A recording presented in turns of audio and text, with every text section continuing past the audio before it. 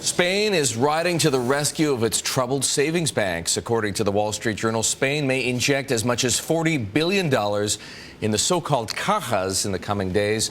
Those banks helped fuel the Spanish real estate boom, and now they hold billions of dollars of bad loans. Antonio Garcia Pascual is the chief Southern European economist at Barclays and a former senior economist at the IMF. He is with us on the phone from London.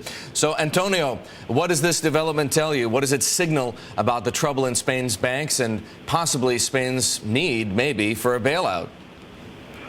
Well, I think the government is coming to the realization that the markets are unlikely to settle unless the problem in the savings banks is fully resolved.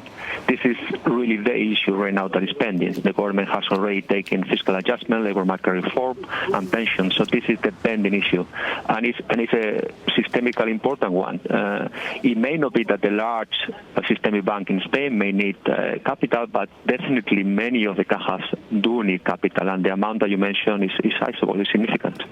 Can Spain afford it? The story in the Journal says that Spain plans to issue bonds to raise the capital needed for the cajas, starting with something like 3 billion euros and maybe heading as high as 30 billion euros. Are investors willing to buy this paper?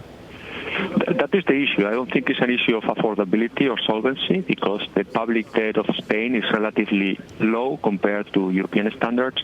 It is an issue of funding and availability of funds in the near term. So the key issue is how will Bank of Spain tackle the issue of recapitalization in an operational point of view?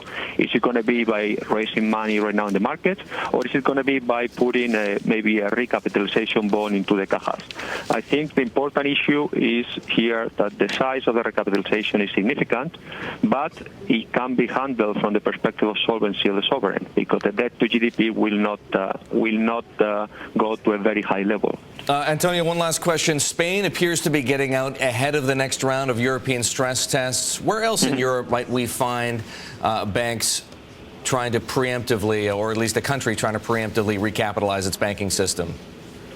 I think recapitalization still needs to be done across several banking systems in Europe. The most prominent one is now Spain, so this is a critical one, and in particular the cajas. But obviously there is some capital needed in some of the periphery banking systems. That would include as well in Portugal, in Ireland it's been done through the IMF program, as well as in Greece. But this is not just a problem of the periphery. I think some other banks also in the core, banking systems in the core, will need additional capital.